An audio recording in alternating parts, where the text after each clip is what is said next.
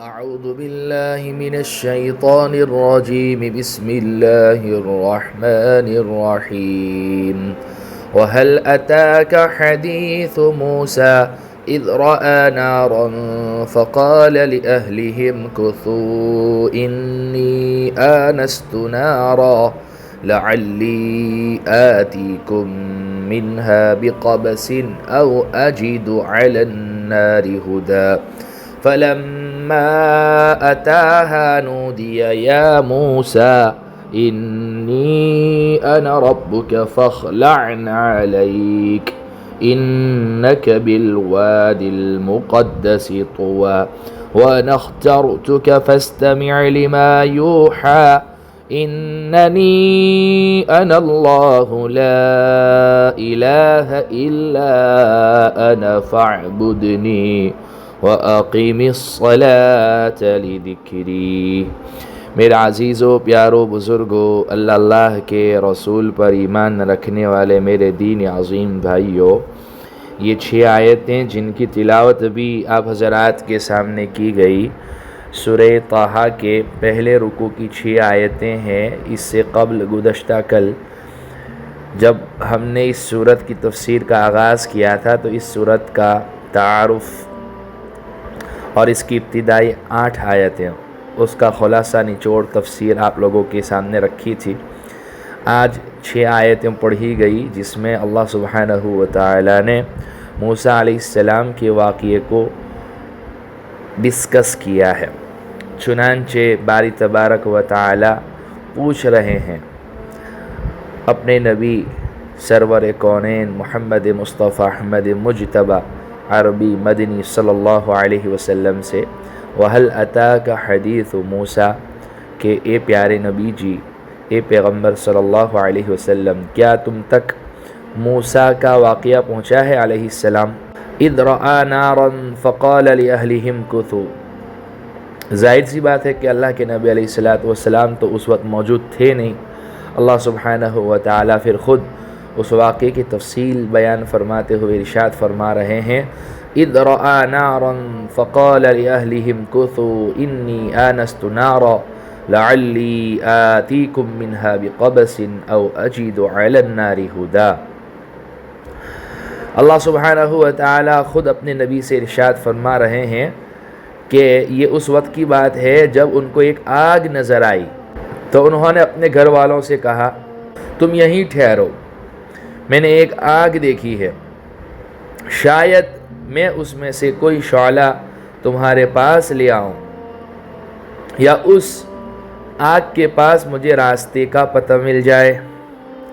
سورہ قصص میں آگے اس واقعے کی تفصیل آنے والی ہے کہ حضرت موسیٰ علیہ السلام مدین میں ایک عرصہ دراز گزارنے کے بعد اپنی اہلیہ کو لے کر مصر کی طرف روانہ ہوئے تھے۔ اچھا، بذریعہ وہی آپ کو جو ہے بتلایا گیا تھا کہ جو ہے آپ مدین کی طرف چلے جائیں۔ مصر میں مدین جانے سے پہلے جو حادثہ اور واقعہ پیش آیا تھا، آپ نے ایک قبطی کو جو ہے تماچا مارا تھا اور وہ اوپر چلا گیا تھا، ایک ہی تماچے پر اس کا کام تمام ہو گیا تھا۔ خیر، اس پر آپ نے توبہ بھی کی اور اس کی ساری وجوہات، ساری تفصیلات جو ہے وہاں سورہ قصص میں آئے گی۔ اس وقت اللہ سبحانہ و تعالیٰ نے آپ کو مصر سے نکل کر مدین کی طرف رخ کرنے کا حکم دیا تھا۔ پھر مدین میں آپ شعیب علیہ السلام کے یہاں مقیم ہوئے اور جو ہے 10 سال ان کی خدمت کی۔ دن شعیب علیہ السلام نے اپنی ایک بیٹی ان کی نکاح میں دی۔ اب وہاں سے پھر اللہ سبحانہ و تعالیٰ نے مصر کی طرف روانہ ہونے کا جب حکم دیا، یہ اس وقت کی بات ہے۔ تو خیر، سورہ قصص میں آگے اس واقعے کی تفصیل آنے والی ہے کہ حضرت موسیٰ علیہ السلام مدین میں ایک عرصہ دراز گزارنے کے بعد اپنی اہلیہ کو لے کر مصر کی طرف روانہ ہوئے تھے۔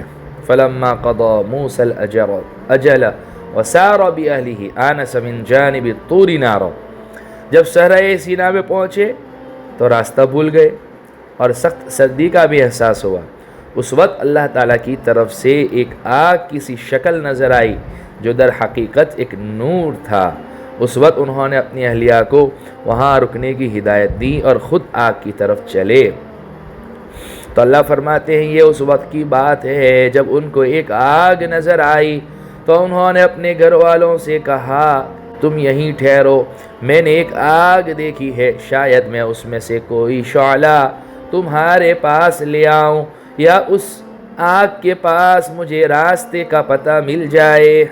فَلَمَّا أَتَاهَا نُودِيَ يَا مُوسَىٰ، چنانچہ جب وہ آگ کے پاس پہنچے تو انہیں آواز دی گئی کہ اے موسیٰ، انی انا ربک فاخلع نعلیک انک بالوادی المقدس طویٰ، یقین سے جان لو کہ میں ہی تمہارا رب ہوں۔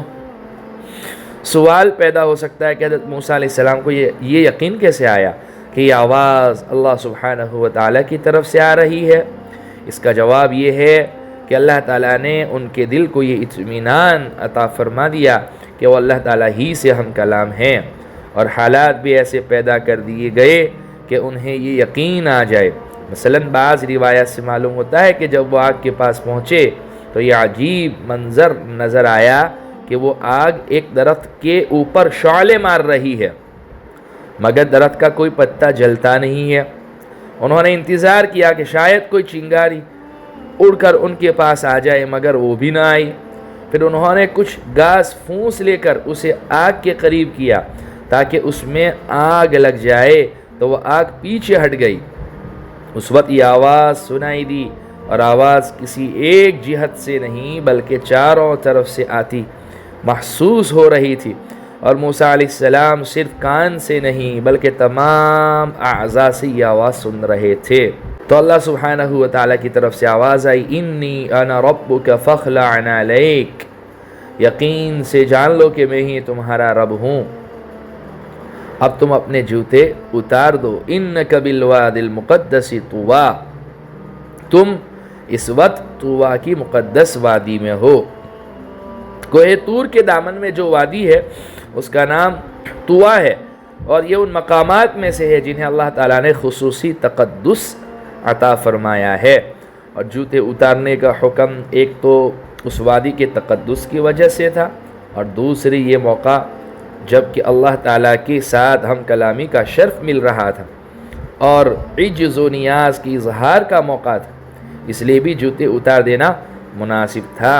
سو اللہ سبحانہ و تعالیٰ نے فرمایا اپنے جوتے اتار دو، اس لیے کہ تم اس وقت طویٰ کی مقدس وادی میں ہو۔ وَأَنَا اخْتَرْتُكَ فَاسْتَمِعْ لِمَا يُوحَىٰ، اللہ سبحانہ و تعالیٰ فرماتے ہیں اور میں نے تمہیں نبوت کے لیے منتخب کیا ہے، سلیکٹ کیا ہے، لہذا جو بات وحی کے ذریعے کہی جا رہی ہے اسے غور سے سنو۔ اننی انا اللہ لا الہ الا انا فاعبدنی واقم الصلاة لذکری، حقیقت یہ ہے کہ میں ہی اللہ ہوں، میرے سوا کوئی معبود نہیں ہے، اس لیے میری عبادت کرو اور مجھے یاد رکھنے کے لیے نماز قائم کرو۔ اللہ سبحانہ و تعالیٰ نے وہاں موسیٰ علیہ السلام سے کہا کہ میں نے آپ کو اپنا میسنجر بنانے کے لیے، اپنے نبی بنانے کے لیے، اپنا رسول بنانے کے لیے تمہارا انتخاب کیا ہے، تم سلیکٹڈ ہو، اور جو ہے اب تمہیں جو بات جو ہے نا وحی کے ذریعے کہی جا رہی ہے تم اسے غور توجہ سے سنو۔ اللہ سبحانہ و تعالیٰ فرماتے ہیں حقیقت یہ ہے کہ میں ہی اللہ ہوں، میرے سوا کوئی معبود نہیں۔ جب اللہ سبحانہ و تعالیٰ ایک ہے، وہی ہمارے معبود ہیں، وہی ہمارے خالق ہے، وہی ہمارے رازق ہے، تو ظاہر سی بات ہے جب وہ ہمارے معبود ہیں اور ہم جو ہے اسی کے عابد بن کر زندگی گزارنی چاہیے، یعنی اللہ سبحانہ و تعالیٰ ہی کی عبادت کرنی چاہیے۔ اور جب وہ ایک ہے، دو ہے ہی نہیں، تو پھر عبادت اللہ سبحانہ و تعالیٰ ہی کی ہونی چاہیے، اور سارے جھوٹے خداؤں سے ہٹ کر یکسوئی کے ساتھ ایک اللہ وحدہ لا شریک لہ کی جو ہے عبادت ہونی چاہیے۔ حقیقت یہ ہے کہ میں ہی اللہ ہوں، میرے سوا کوئی معبود نہیں ہے، اس لیے میری عبادت کرو اور مجھے یاد رکھنے کے لیے جو ہے نا نماز قائم کرو۔ نماز کی ادائیگی سے بہرحال اللہ سبحانہ و تعالیٰ کی یاد تازہ ہوتی ہے، اور جو ہے نا کوئی شریعت، کوئی کتاب، کوئی نبی ایسا نہیں گزرا جس نے نماز نہ پڑھی ہو اور اپنی امت کو نماز کی تلقین نہ کی ہوئی ہو۔ اور اس کی کیفیت، طریقہ یہ الگ ہو سکتا ہے، لیکن جو ہے بہرحال سارے انبیاء علیہ السلام نے نماز ادا کی۔ اور جو ہے بندہ جب نماز پڑھتا ہے تو گویا اس بات کا اعتراف کرتا ہے عملی طور پر کہ جو ہے اے باری تعالیٰ آپ ہی ہمارے خالق ہے، مالک ہے، رازق ہے، معبود ہے، ہم آپ ہی کی عبادت کریں گے۔ اس لیے سورہ فاتحہ میں پڑھوایا جاتا ہے نا، ایاک نعبد و ایاک نستعین، آپ ہی کی عبادت کرتے ہیں۔ اور ڈاکٹر اسرار صاحب رحمۃ اللہ علیہ فرمایا کرتے تھے کہ آپ کی عبادت کرتے ہیں اور کرتے رہیں گے، وَإِيَّاكَ نَسْتَعِينُ، آپ ہی سے مدد چاہتے ہیں اور چاہتے رہیں گے۔ تو جب اقرار اس بات کا کرتے ہیں تو پھر عملی طور پر اس کا ثبوت بھی ہمیں پیش کرنا چاہیے کہ جو ہے ہر حال میں اللہ ہی کے سامنے جھکیں، اللہ ہی کی عبادت کریں، اللہ ہی سے لو لگائیں، کیونکہ جب وہ ایک ہے اور وہی ہمارا خالق، مالک، رازق ہے، وہی ہمارا معبود ہے، تو عبادت بھی اسی کی ہونی چاہیے۔ حقیقت یہ ہے کہ میں ہی اللہ ہوں، میرے سوا کوئی معبود نہیں ہے، اس لیے میری عبادت کرو اور مجھے یاد رکھنے کے لیے نماز قائم کرو۔ اس لیے اللہ کے نبی علیہ السلام نے ارشاد فرمایا، نماز مومن کی معراج ہے، اور بندہ جب سجدے میں جاتا ہے، اور یہ سجدہ ایک ایسا رکن ہے کہ جس میں اللہ سبحانہ و تعالیٰ سے بندہ قریب ہو جاتا ہے، اور بندہ جب سجدے میں ہوتا ہے تو اپنے رب سے قریب ہو جاتا ہے۔ اس لیے جو ہے نماز پڑھنی چاہیے، نماز سے چھٹی نہیں ہے۔ ہم میں سے کتنے لوگ ہیں جو فجر کی نمازی ہے، ظہر کی نمازی ہیں، کئی لوگ ایسے ہیں جو 4 وقت کی نماز پڑھتے ہیں، 1 وقت کی نہیں پڑھتے، کئی لوگ ایسے ہیں جو 3 وقت کی نمازی ہے، 2 وقت کی نہیں پڑھتے، کئی لوگ ایسے ہیں ٹائم ملا تو پڑھ لی، نہیں تو چھوڑ دی۔ نہیں، شوق اور رغبت کے ساتھ اللہ کا حکم سمجھتے ہوئے جو ہے نا نماز کی ادائیگی کرنی ہے۔ اللہ سبحانہ و تعالی ہمیں 5 وقت کی نماز کا پابند بنائے، مسجد میں تکبیر اولیٰ، صف اولیٰ کے اہتمام کے ساتھ نماز کی ادائیگی کی توفیق نصیب فرماوے۔ بہرحال یہ 6 آیتیں تھیں، آیت نمبر 9، 10، 11، 12، 13، 14، جس میں موسیٰ علیہ السلام کا واقعہ آپ لوگوں کے سامنے آیا۔ آگے بھی موسیٰ علیہ السلام کا واقعہ آ رہا ہے، درمیان میں اللہ سبحانہ و تعالیٰ نے قیامت کے متعلق کچھ باتیں ارشاد فرمائی ہے۔ اس کے بعد موسیٰ علیہ السلام سے جو اللہ سبحانہ و تعالیٰ نے گفتگو فرمائی اس کا تذکرہ آ رہا ہے۔ بہرحال وہ ساری باتیں تفصیل کے ساتھ آئندہ کل آپ لوگوں کے سامنے عرض کریں گے۔ اللہ سبحانہ و تعالیٰ ہمارے اس مبارک سلسلے کو قبول فرماوے، نجات بخشش کا ذریعہ بناوے، کہنے سننے سے زیادہ عمل کی توفیق عطا فرماوے۔ وآخر دعوانا الحمد للہ رب العالمین۔